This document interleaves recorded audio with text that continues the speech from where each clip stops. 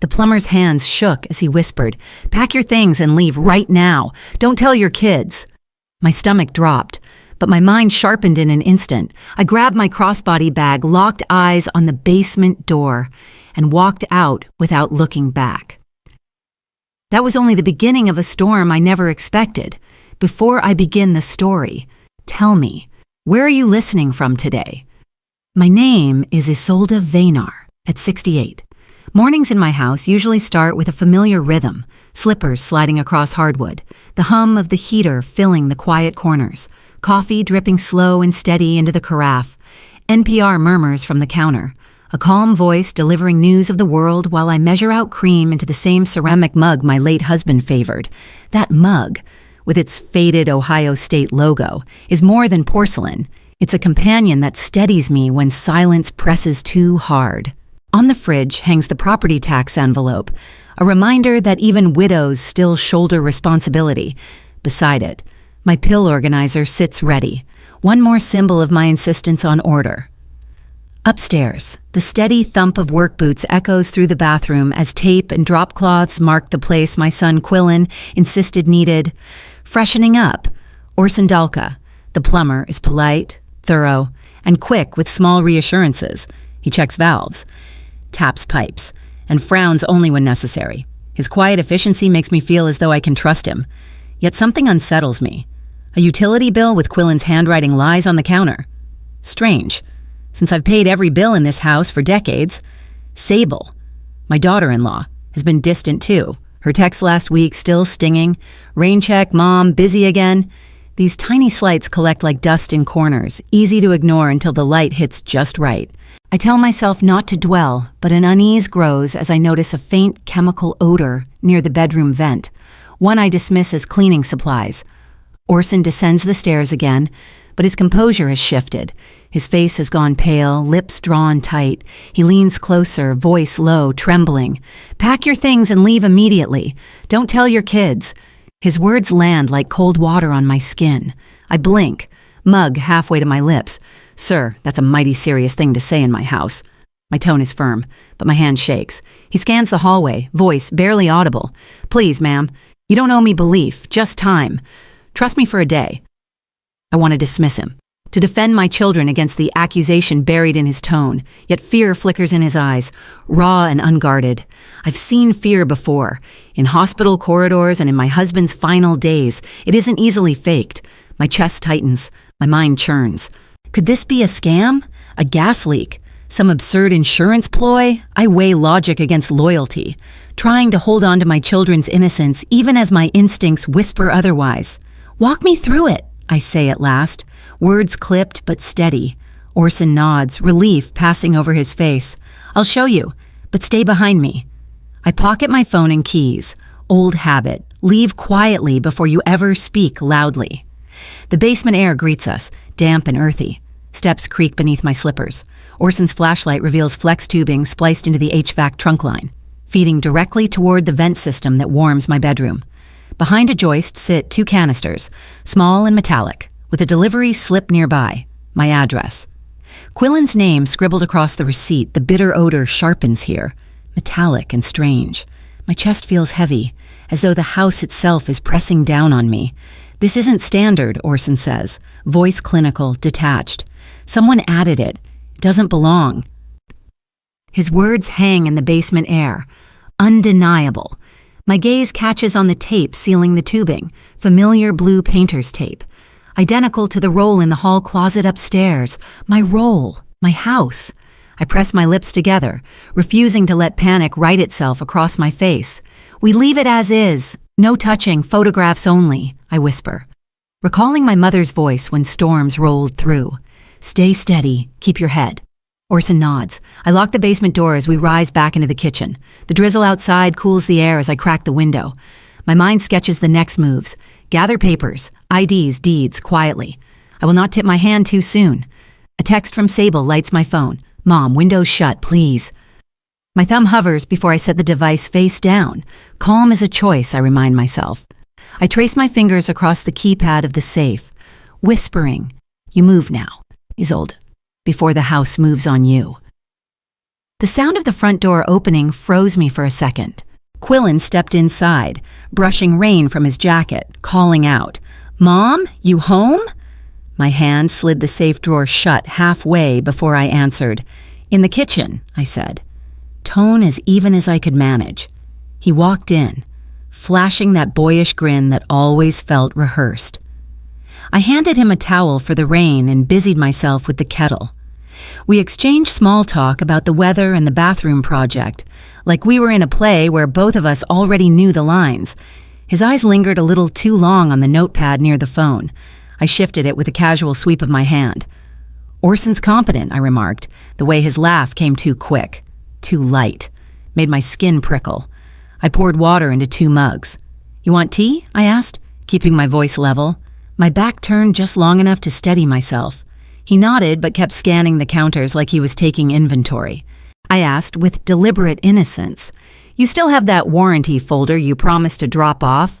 He waved it off, talking fast about drywall and invoices, his words filling the kitchen like steam. "Don't worry about any of that, Mom. I'll take care of it." I smiled tightly. "I'll handle my end. You focus on your job timeline." My phone, screen down, edged toward my apron pocket as if it wanted to follow me. Later. I moved to the den under the pretense of tidying, sliding a folder from the cabinet marked Estate and Insurance. My hands paused. Inside, tucked among familiar pages, lay a copy of my will I did not remember approving. My name, gone from a section that had carried it for years, in its place. Sable Kettering stood bold and clean as executor. I held my breath, photographing each page quietly. Flash disabled. The notary's stamp looked legitimate. The date circling back to the week Sable had helped me sort through papers. Behind the document rested a courier slip, signed in Quillen's unmistakable scrawl. My pulse did not race. Decades of balancing ledgers taught me steadiness. I returned the paperclip exactly where it had been. Small misplacements catch liars more than confessions. Back in the kitchen. I armed my phone's recorder, labeling it with a harmless grocery list. I asked lightly, "Think Sable could swing by later? I'd like her thoughts on the grout colors." He replied too quickly, "She's busy." Then he slipped onto the porch. The door cracked just enough for voices to travel. My apron vibrated with his words. "We're close. Mom's pliable. Don't spook her. I'll handle Orson if he starts asking questions. The will is locked. Your name's on it. Stop worrying." I stirred an empty pot, the spoon clicking like a metronome against metal, measuring the fury I refused to show. He returned, cheerful mask back in place. "Maybe you should nap today. Mom, paint fumes sneak up." I folded towels, precise corners pressed flat. "I'll nap when I finish my bank calls." He tried to grab the outgoing mail, tried to hover over my bills. I smiled, unshaken. "No need. I'll handle my own errands."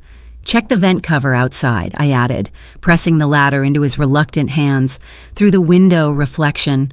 I watched him pretend to check, scrolling his phone instead. A text buzzed on mine. "Sable again, close the windows, Mom, please." That single word, "please," rang louder than the rain. I screenshotted it without hesitation before leaving the house. I gathered IDs and deed copies into my crossbody bag. No suitcases. Suitcases talk. My phone buzzed again, this time a voicemail transcription. Orson's voice. Strained and low. "Isolde, one more thing about the basement. I think they added a second line." I laid 3 plates on the table, each warmed in the oven so they carried just a hint of comfort against the cool drizzle outside. The glasses sweated with condensation, and I wiped each bead of water with my thumb before setting them down. The chair stayed pressed to the wall, never behind me. Small precautions matter.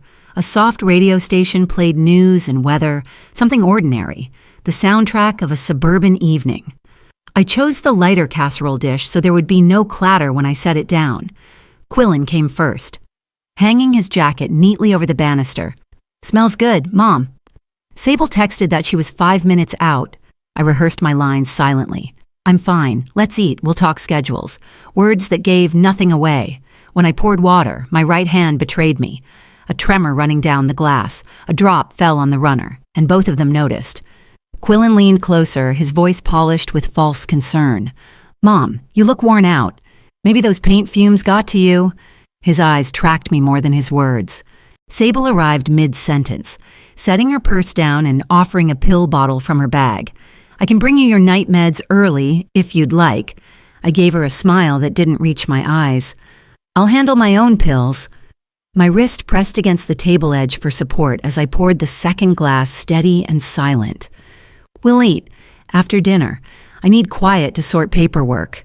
The sentence landed heavy. Quillen's jaw twitched, and I noted it like an entry in a ledger. The meal was plain chicken and rice, but the undercurrent was anything but ordinary. They filled the air with talk of traffic, weather, even a neighbor's new mailbox, yet each line circled back to my schedule. "I'll come by in the morning to help air things out," Quillen said. I answered smoothly. "I'll take care of windows after my bank call." Sable chimed in. "Want me to file your papers tonight?" My reply was sharp but polite. "Not necessary, I have a system." Their glances crossed over my head, too practiced, half a beat off, like a dance rehearsed behind my back. I stood, clearing plates with deliberate calm, always keeping the hallway in sight, in the pantry.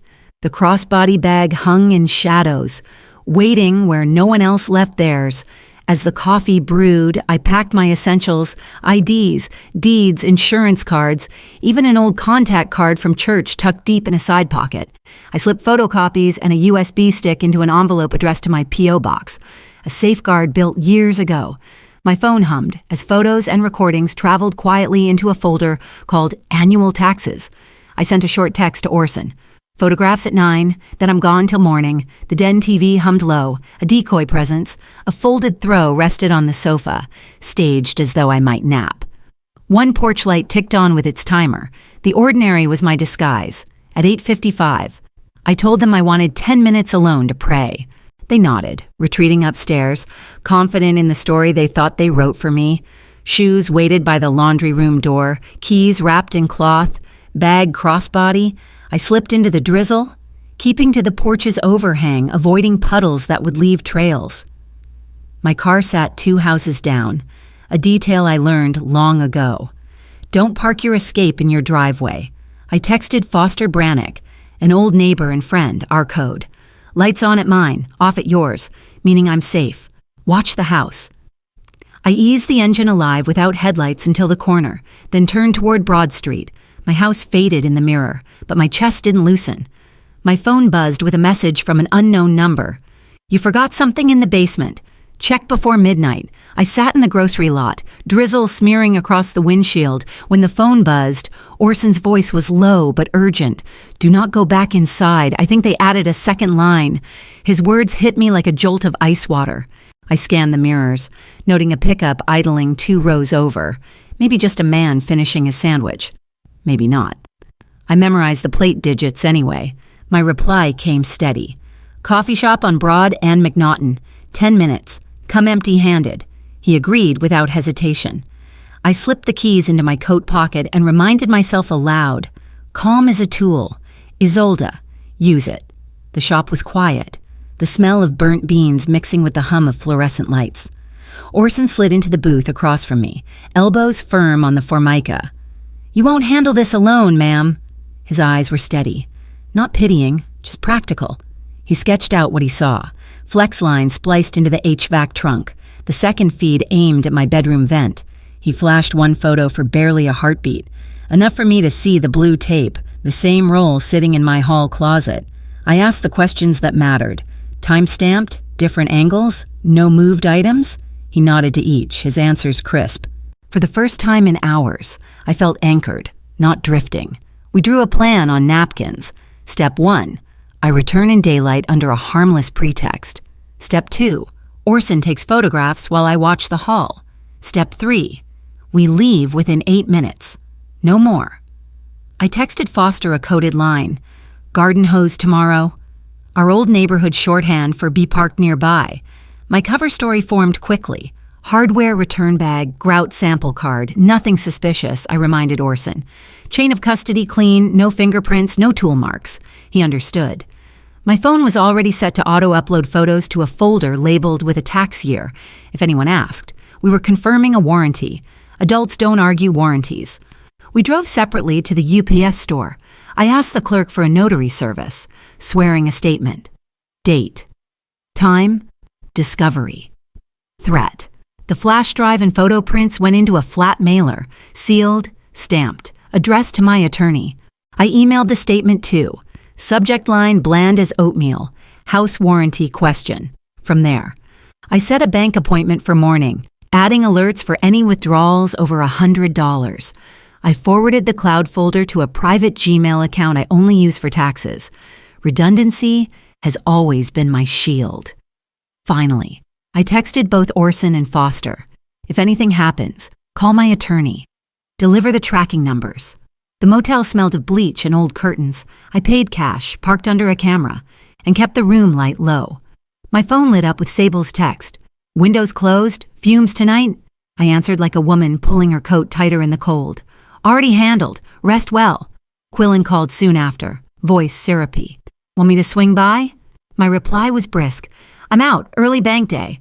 No hesitation, I silenced the phone, except for 3 contacts. Orson, Foster, my attorney. IDs and charger went on the nightstand. My bag stayed on my shoulder. In the mirror, I practiced one line. I will not be erased from my own house. I mapped tomorrow's loop in my head. Coffee, bank, house, photographs, courthouse Dropbox. A second flash drive sat in my bag labeled Choir Set List. If found, it would look like nothing. The weather forecast whispered freezing rain, and I filed it away, cover or complication depending on how I moved. I texted Orson, 0800 at curb, no uniforms, 8 minutes inside, then out. Outside. A car door shut once, firm, then silence. My phone buzzed again, a transcript from my landline. Quillen's voice. Isolde, don't worry about the basement, I already took care of it. Foster waited at the curb, cap pulled low. 2:17 a.m., he murmured, sliding a dash cam still into my hand. A blurred figure crossed my yard. Never touched the porch light. He'd noted plates, too. Neat lines on a pad. We reviewed signals like soldiers in a quiet war. Brim tug meant abort. Hand in pocket meant someone's watching. I told him about the notarized packet. He grunted. Chain of custody's the only armor you've got. Don't hand them emotion. His eyes were steady, warning me to keep every conversation with Quillen and Sable locked to logistics. I nodded, texted Orson our ETA, and we staggered our approach so it looked like coincidence. Unlocking the front door, I called out, Orson, come measure the grout line. My voice carried into the rooms like we belonged. He moved briskly, snapping photographs from 3 angles, slipping a folded paper with the date into each frame. I stood by the stairs, listening for any change in the air, a faint hiss or altered scent. The upstairs hall window I'd left cracked hummed faintly with March chill. We wore nitrile gloves, sleeves down. He narrated every photo softly, timestamp, location, description, so my phone recorder synced. I scanned recycling bins. A box lid bore Sable's handwriting, her loopy R. 8 minutes in. We slipped back out, lock set firm. My nod toward Foster's car was brief, plan executed. No alarms stirred. By midday, Quillen appeared, casual as Sunday, talking hardware stores and offering to handle my mail, I said. I'll handle my own, thanks. In the same tone I'd used to decline pie. He pressed, hinting that windows should stay sealed. I cracked one and said, I like fresh air. His eyes narrowed. The counter was bare now. Only a church bulletin left. No folders to tempt him. Doctor this week, he asked. Bank first, I answered, spoon clinking once in an empty mug, my rhythm against his pressure. He left a text later. In case you need anything, I filed it as leverage. From the hall, I caught Sable's voice through the den. Just a few more months and everything will be ours. Paper rustled. Then the sharp sentence, Quillen says the will is locked. My apron recorder caught every syllable while I fussed with the thermostat, making my footsteps natural. At the sink, I turned the faucet on, then off, to mask the recorder's stop. She emerged smiling, syrup thick. Mom, want help sorting your papers tonight? I have a system, I said. Cool as pie crust, inside. The dial clicked, proof of collusion, not suspicion. Late afternoon, I noticed the hallway. The portrait that had anchored me between my children was gone. In its place hung a glossy shot of Quillen and Sable at some gala, all polished smiles, The dust marks betrayed the swap. The square of sun fades screaming absence. I snapped photos, whole wall, then close-up of the dust-free edges. "Thought we'd freshen the hallway," Sable said breezily. "I can see that," I replied. The words carried the weight of insult.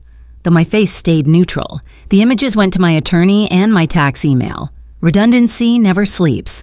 I set the dinner table with precision. Knife handles aligned, glasses even. Predictable order was my small rebellion. I texted the group, "Dinner at 6. Predictability is camouflage. A pocket envelope with bank details slid into my bag. Foster would get the copy if things tipped. In the mirror, I practiced one sentence. "After dinner, I'm closing my door." My recorder slipped back into the apron. When the oven timer dinged, they came through the door, masks polished. Quillen placed a small orange bottle beside my plate, smiling too sweetly. "Doc said this will help you rest." Quillen nudged the orange bottle toward my plate, his voice calm but insistent. "Just one tonight, Mom." I held his eyes, then answered in the voice I reserved for doctors and bankers. "We'll read the label together." No soft smile, no fuss. Sable rinsed dishes at the sink too quickly, water splashing, her words a cushion to his push. "It'll help you sleep. We worry about you."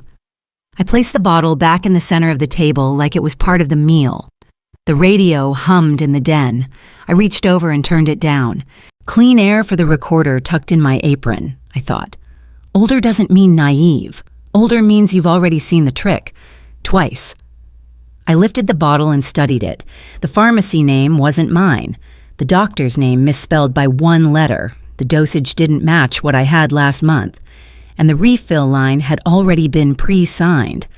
The cap's safety ring bore a hairline crack, faint but clear, and a dusting of white clung to the threads. My pulse didn't change, but my breath did. I raised the bottle to my nose. A chemical tang lingered, sharp and off from what I'd been prescribed before. I photographed the label, the cap, the side. I tapped one pill into a napkin, folded it, slid it into my apron pocket for testing later. "Before I try anything new," I said evenly, "I call my pharmacist. House rule." Quillen leaned forward. "You don't have to—" I cut him off with the calm of a judge. "I do." Sable, all sugar added. "We can call together. Tomorrow." "During business hours," I replied. I placed the bottle by the stove. "Nothing moves until I verify." Quillen's tone shifted to gentle authority. "Then let me keep it safe in my room." I didn't flinch. "Medication lives in my kitchen." Sable tried a softer angle. "Let us at least bring you water." I poured my own glass slowly. Steady as stone. "I pour my own." My voice carried the line I was drawing. "I'm closing my door by 10. No interruptions." Quillen tilted his head, testing me. "What if you feel dizzy?" I let the answer fall like a gavel. "Then I text Foster. He's on call." The name landed between them, and I saw the flicker. They knew the neighbor's eyes were now part of my defense. Sable tried one more move. "Can I charge my phone on the kitchen island overnight?" I smiled politely, sliding it back to her hand. "You'll need it." Quillen made his own attempt, wandering room to room under the pretense of checking windows.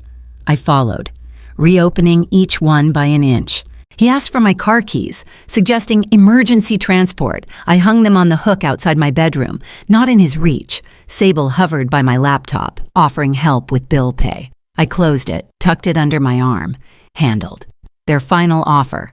"We can stay the night to keep an eye on you." My reply. "Doors stay unlocked. Night is for sleeping, not checking. Inside my room." I set a chair under the knob, not to block, but to creak. A towel along the threshold would tell me if air shifted. I snapped photos of the vent, each slat, each edge, looking for fresh tape. A wooden ruler wedged between louvers kept them from sealing. I texted Orson. "Pill bottle suspicious, vent prepped, recording on." His single thumbs up was enough. I sealed the pill into a snack bag, labeled with time and initials, slid it into my crossbody. Voice memos rolled by the vent and the door, catching airflow and footsteps. A tissue strip hung at the cracked window, the old-fashioned way to measure the unseen.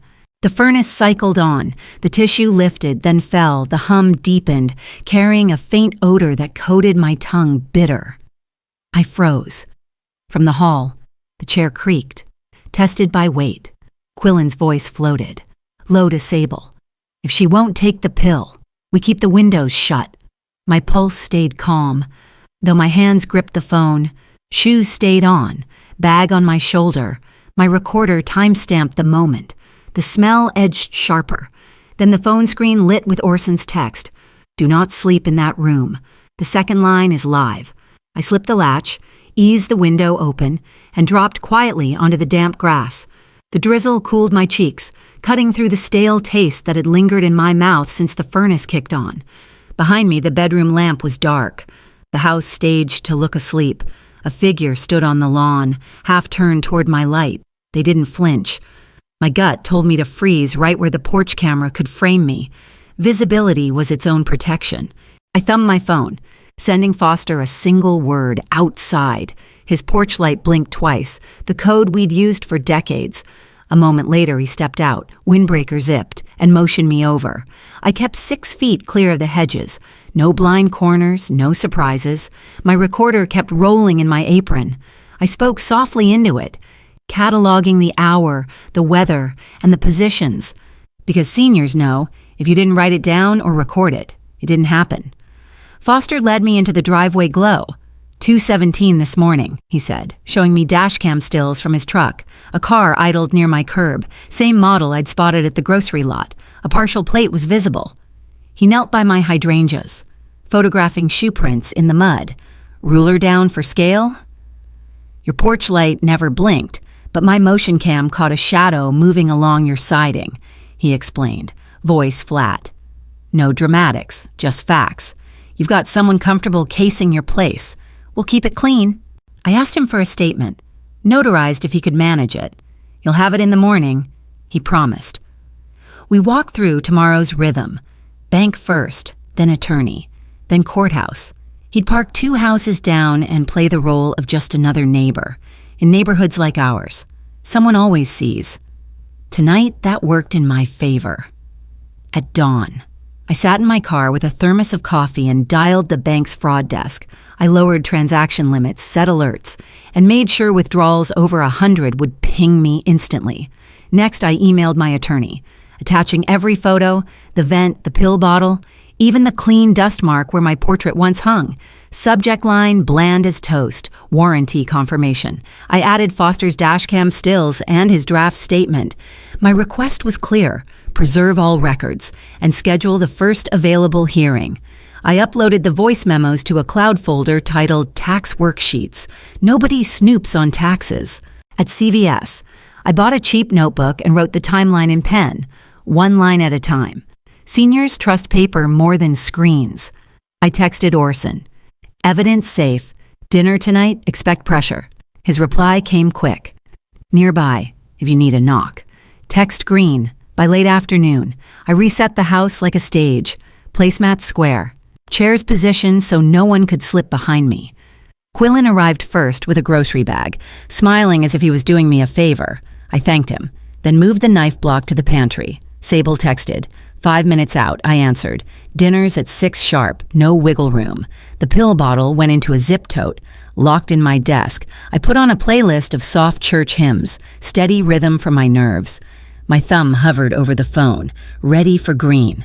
But tonight I wanted to hear what they would say in their own words. We ate quietly. Small talk served with the food. Quillen pushed first.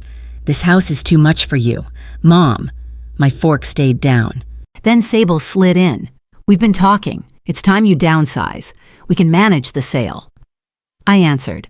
I'll decide what I keep simple. Quillen went further, his tone casual, almost cruel. This house is not yours anymore. Silence stretched, the kind meant to shame instead. I let it press back on them. I folded my napkin neatly and asked, is that your final say or your first mistake? Sable tried to soften it. We did the paperwork so you won't have to worry. I slid my phone onto the table. Recording all ready. Say it plain. Quillen repeated. This house isn't yours. I nodded once. Thanks for the clarity. Then I rose, brought the old family portrait from the closet, and propped it on a chair. The faded square on the wall matched perfectly. Your mistake, I told them, was thinking I'd forget where I belong. I didn't argue after that. I scheduled. Tomorrow I'm at the bank and the courthouse. You'll get invites if needed. Sable opened her mouth. I raised my hand, a gesture from one adult to another. No feelings tonight. I cleared plates calmly, wrists steady. I texted Orson one word, steady. His answer came. Standing by. Before they left, I ended it clean. My door closes at 9. No check-ins. Adults knock. I turned the lock myself. The bank manager waved me in before the doors officially opened. His face was tight. Professional but worried. Miss Vaynar, we need to talk. There's overnight activity on your accounts. Multiple transfers, each one just under the alert threshold. My chest went cold, but my voice stayed level. Print me everything, ledgers, timestamps, teller IDs, even IP addresses if you've got them. He nodded. Hustling papers from the back office. I asked for footage too. Every angle from the last 48 hours. Within minutes, I'd frozen online access, set daily limits to 0, and flagged both accounts for fraud. I signed affidavits contesting every transfer, my hand steady. He slid one withdrawal slip across the desk. Signature looks rushed, doesn't match yours. I told him to notarize that. PDFs hit my inbox, and within 5 minutes I'd forwarded them to my attorney with a bland subject line. Warranty follow-up. Redundancy was still my armor. By late morning, I was seated in the courthouse hallway, hymn tunes steadying my breath. My attorney reviewed our lineup, vent photos, the doctored prescription, Orson's statement, Foster's dashcam stills, and now the bank logs. Plain English, she reminded me. Say what you saw and when, nothing more. Orson waited with his signed affidavit, calm as ever. Foster clutched his timeline, ruler-straight notes in black ink. Counsel filed for an emergency restraining order. Asset freeze, an exclusive possession of my home. I folded my hands, calm and ready. Older bones can still stand tall. On the stand. I walked through it in my own words.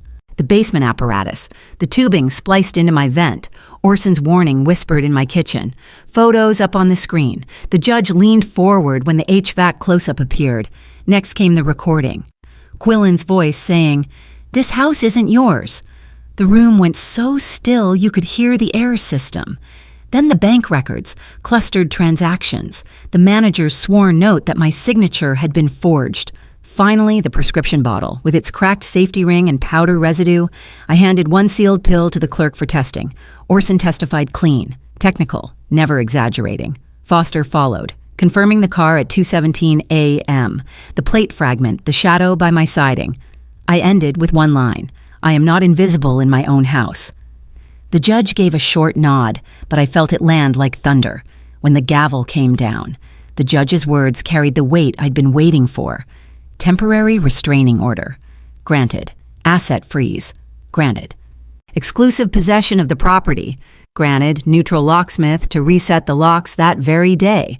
A no-contact clause was imposed. Any breach meant contempt of court. Probate review was scheduled, and the DA's office was flagged for criminal intake. My attorney served copies across the aisle. I didn't look at my children. This wasn't a family spat anymore. This was adults moving paper. Relief came not in tears, but in breath. A release I'd held far too long. That afternoon, the locksmith swapped every lock. An HVAC tech cut out the splice lines, replaced the trunk, photographed the clean repair. I boxed the glossy gala portrait and set it in the garage. The family photo went back on the wall, not as forgiveness, but as proof of what once was.